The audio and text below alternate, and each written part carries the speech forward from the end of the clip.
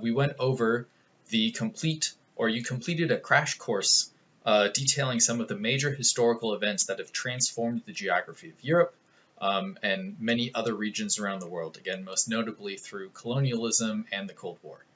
And so now we're going to dive into those specific 5 geographic themes that we talked about previously to get to understand, Europe a little bit better. And the first theme that we're going to talk about is going to be the natural resources and climate change that is existing within Europe. So as you learned, Europe has a long history of agriculture, resource extraction, industrial manufacturing, and urbanization. These resources have not only created immense wealth for European countries, but they have enabled many European countries to dominate the globe physically, culturally, and economically. Europe's access to a wide variety of natural resources helped to spur the Industrial Revolution of the 1800s. Again, these anthropogenic, human-induced, that's what anthropogenic means, activities have also helped to destroy many natural habitats and have caused a lot of pollution. And unfortunately, this pollution can travel across political borders, and so that's what makes pollution also incredibly geographic. So one example of this is acid rain. Acid rain is water that is made sufficiently acidic by atmospheric pollution, and generally this is caused by the burning of coal and fossil fuels that is required in industrial manufacturing processes. And the damage that can be caused by this can include damages to forests and lakes, as well as polluting drinking water and damaged vegetation such as crops, which can be incredibly detrimental to any local population. And so you can see in the image that as a factory emits pollutants, that goes up into the atmosphere, and winds can carry that pretty much anywhere else. So that means too that the places that are doing the polluting are impacting places that may not be doing the polluting. And so acid rain is just one really good example of how pollution can cross borders and change the livelihoods of the people that live there.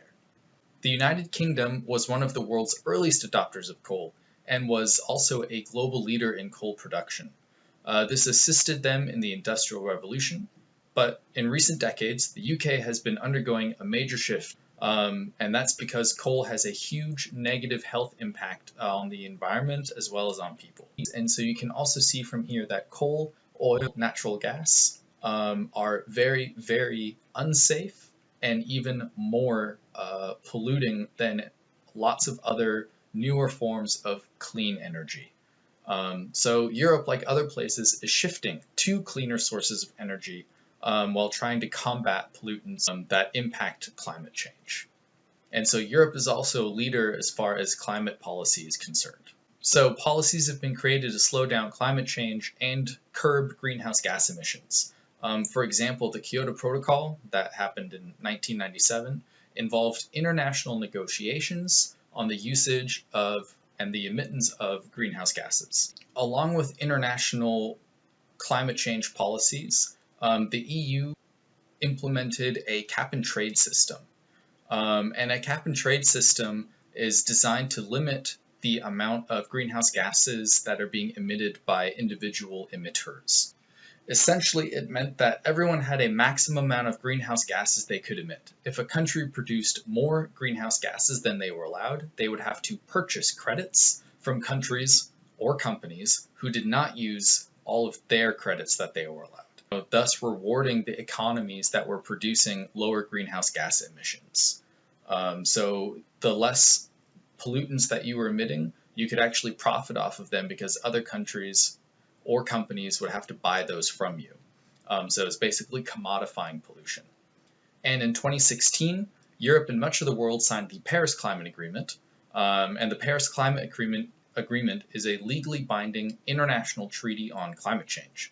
But basically, the Paris Climate Agreement was designed to mitigate climate change as well as work on adaptation and finance measures to help support the world's efforts in curbing greenhouse gas emissions, as well as the impacts of climate change.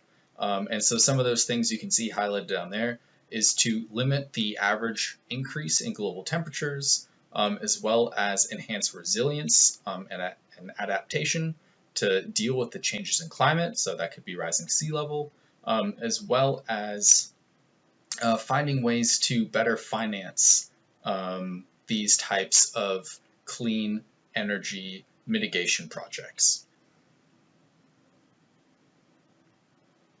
The next section that we're going to talk about, which is going to be pretty short, is population and settlements. And so, as you learned last week, countries like England, France, Germany, and Italy are all nearing negative growth, meaning that their population is decreasing below the replacement levels. Why is this happening? And it's just because Europe, most of Europe,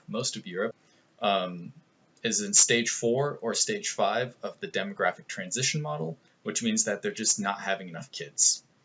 And so, therefore, these countries that are in stage 5 have expressed concerns over global shortages and declining tax revenues needed to support social services and the aging population of these countries. And in order to combat that, a lot of European countries have basically tried to implement pro-growth policies. And this is basically a family-friendly program that tries to incentivize people to have more children. And some of these things that can incentivize parents to have kids include full pay maternity and paternity leave. That means mothers and fathers get time off to take care of children after they're born. Extensive childcare for working parents, cash subsidies for having children, which means you literally get paid to have children, as well as free and low cost public education for children. So a lot of these things are, designed to try and encourage European countries to have more children so that they have a big enough tax base to support, a government's social services. But another way to increase people living in a country to pay into this is through in-migration. And so that's also something that is very important to Europe economically, and as we'll learn, can be, remote, kind of detrimental culturally.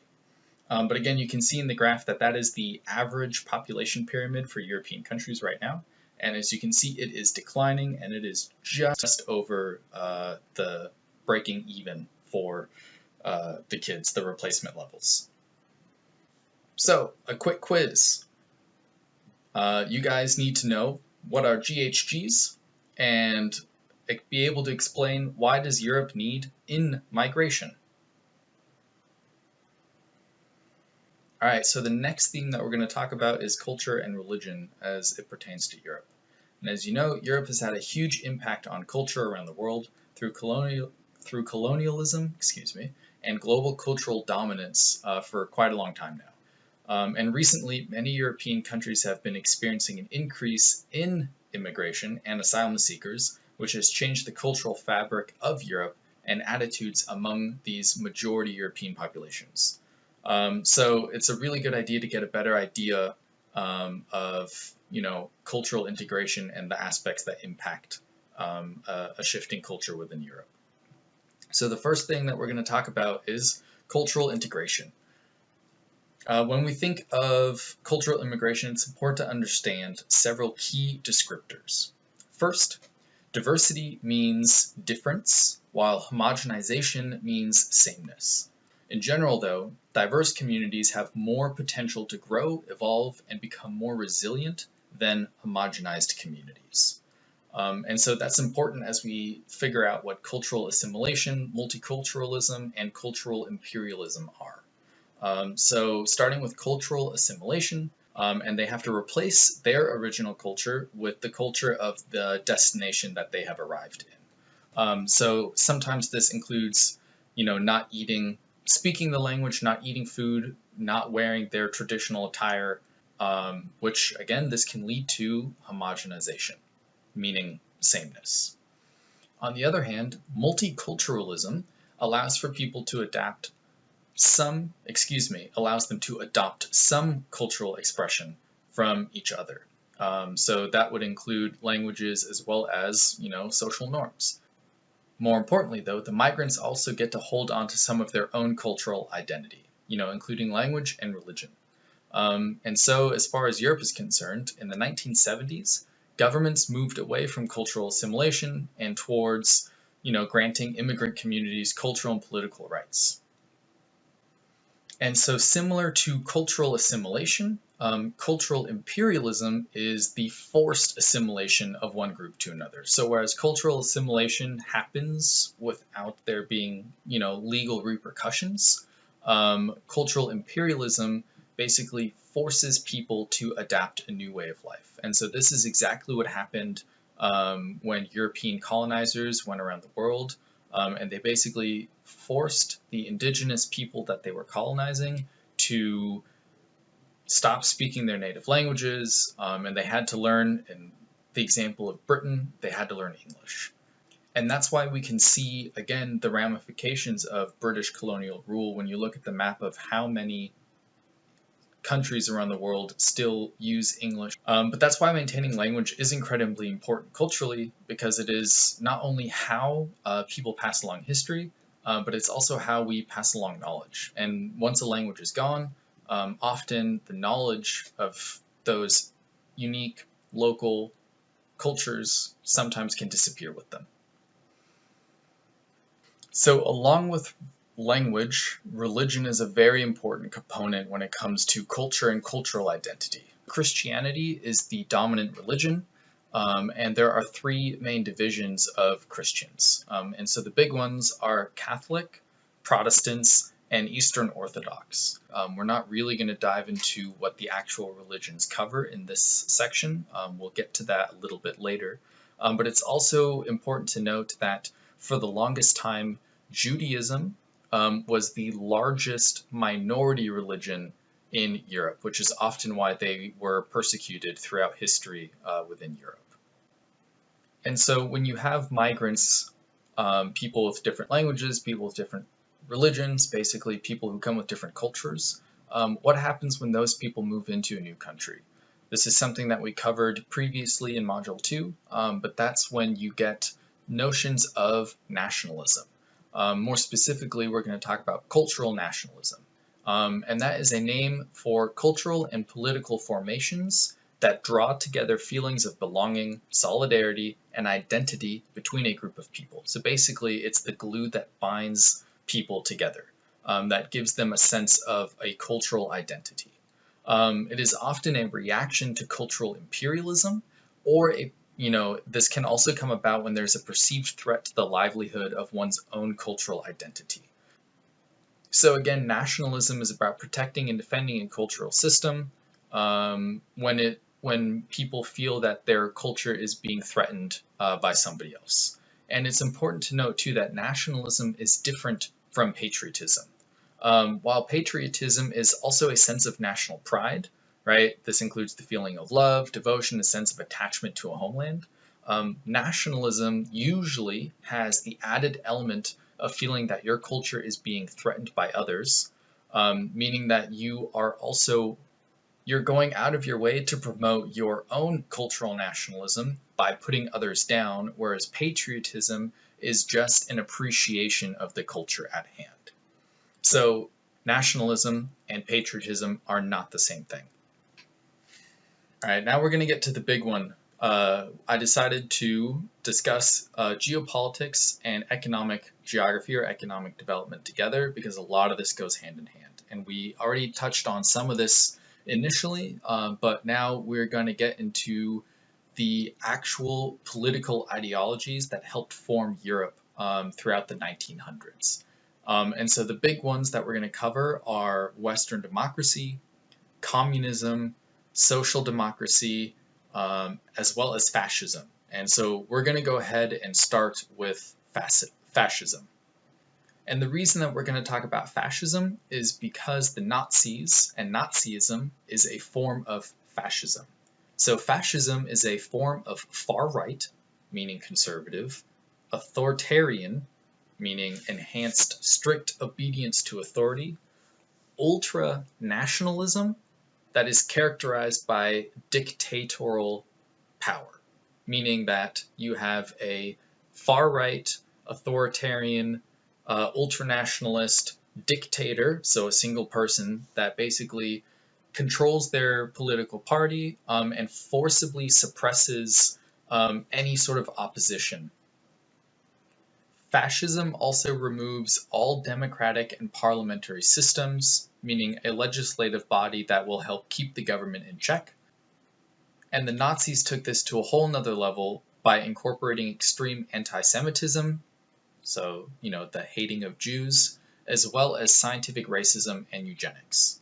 The Nazis' extreme nationalism came from German nationalism, which again, this was strongly influenced by anti-communist paramilitary groups that emerged after Germany's defeat in World War I. And again, this German nationalism was definitely inspired by how unfair they felt the Treaty of Versailles was, which again decided that Germany needed to pay financial restitutions for the damages of the war. So Nazism subscribed to theories of racial hierarchy, including social Darwinism, which is, survival of the fittest, where Nazis identified that Germans were part of an Aryan or Nordic master race. Nazism aimed to overcome social divisions and created a German homogeneous society based on the idea of racial purity. So again, this is where Nazis proclaimed that they were the Aryan master race. Nazis therefore excluded and killed those they deemed to belong to inferior races. This includes the systematic extermination of European Jews during the Holocaust, as well as anyone that they deemed to be socially inferior, including, as we mentioned previously, people with disabilities. Nazis also made people wear symbols identifying who they were. And so for Jewish people, the Nazis forced them to wear yellow stars on all of their clothes so that they could be easily identified. All of the atrocities that Nazis committed was made possible because of their form of government, a fascist dictatorship. There was no other political party that could stop them. Hitler was a dictator, meaning that he and he alone ruled the Nazi political party, which ruled Germany with total and complete power. After the Cold War, the predominant political system in Europe and throughout the world has become Western democracy or a liberal democracy. A liberal democracy is characterized by elections between multiple distinct political parties, a separation of powers into different branches of government, laws to maintain a free and open society, and the equal protection of human rights, civil liberties, and political freedoms for all people. And as far as the economic component goes, is this type of system allows for a capitalist economy, meaning that production is privately owned and goods and services are distributed in a free market for profit. And a free market means that prices and wages are determined by unrestricted competition between businesses, and there is little or no government regulation. In Europe and across the world, capitalism really has become the dominant mode of economic productivity today. For example, the free market means that instead of the government determining how much something costs, the market does. So use an example of the lemonade stand. If I decide that I'm going to sell lemonade for 25 cents a cup, someone else can start selling it for 10 cents a cup. Or someone else might start using, really fresh squeezed lemons, make really fresh lemonade with ice cube, and they could charge 50 cents per cup and claim that it is a better product. The competition between lemonade producers to sell their product to customers forces each business to improve their product or lower their prices or risk going out of business. And that's pretty much how the free market, again, capitalism, operates. But capitalism hasn't always worked. During the Great Depression, liberal democracies started to be less appealing because the free market had failed. Private companies went out of business, people lost their jobs, so they couldn't afford food, and they definitely couldn't afford other products or services, which led to more businesses going out of business. People desperately wanted relief, so they looked to their government for help. And when that didn't work, many people looked towards fascism, and then sometimes even towards communism for relief. But what is communism? Communism is a political and economic ideology that demands a socioeconomic order structured upon the common ownership of the means of production and the absence of social classes, money, and the state. Communism is the complete opposite of capitalism, which is why Europe and the US have been so opposed to it. But as I mentioned previously, we will get into a deeper discussion about what communism is when we get to the Russian section. So for now, it's important to know that communism is the opposite of capitalism in the sense that capitalism uses the free market and communism uses an economic system where everything is controlled. Social democracy, on the other hand, kind of mixes elements from capitalism and the social component of communism. So the best way to think about Europe's political and economic system is to consider it to be a mixed social democracy. Although socialism is not the same thing as communism, many people, especially in the US, think that it is.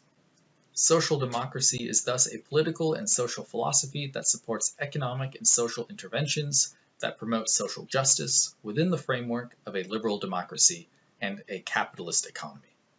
So it's important to know that Western Europe has strongly favored a social democracy. And what that means is that while they adhere to a capitalist economy, there is a strong social component built into it. You know, access to public health care and education. And that's what brings us to Europe today. So you have another quick quiz. According to Nazi ideology, what is the Aryan race? And what is the predominant political ideology in Europe today?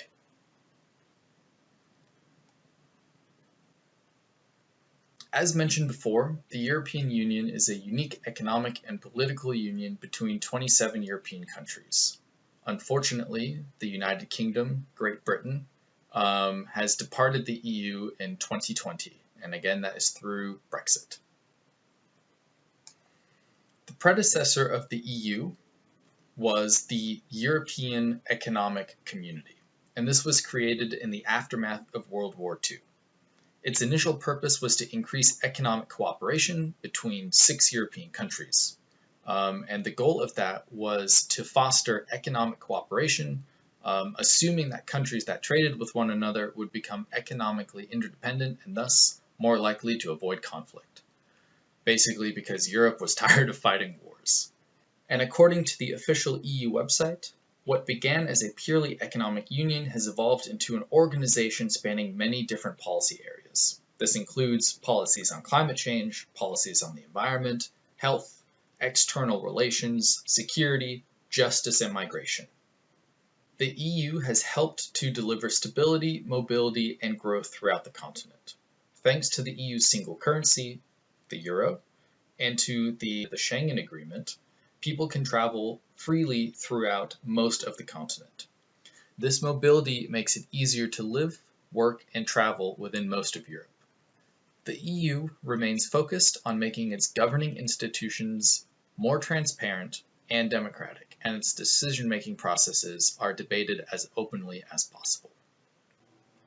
Globally, the European Union is the largest trade bloc in the world. It's the world's biggest exporter of manufactured goods and services and the biggest import market for over 100 countries. Collectively, the EU and its constituent countries are the world's leading donor of humanitarian aid. The EU plays an important role in diplomacy and works to foster stability, security, and prosperity, democracy, fundamental freedoms, and the rule of law at international levels. But it isn't without its problems. In 2010, the EU had to deal with what became known as the European debt crisis, when they had to financially bail out Greece, Ireland, and Portugal for going into serious debt. Since their economies, the economies of the European Union countries, are all connected, if one country goes into debt, it impacts all other countries of the Eurozone. So Greece had to change the way it ran its economy to be more similar, more homogenized, to other more solvent Eurozone countries. like that debt crisis, where everybody is linked together and dependent on one another, more recently, the European Union has struggled to deal with a major migrant crisis. In 2015 alone, over 1 million refugees and asylum seekers were estimated to have migrated to Europe. In 2020, it's estimated that over 2 million people have fled to the EU. This crisis has seriously strained the EU's Schengen Agreement because it also made it easier for undocumented immigrants from outside Europe to move through Europe uninhibited. So again, understanding the Schengen Agreement is key to understanding how people move throughout Europe, and that's what this next video is going to help you to better understand.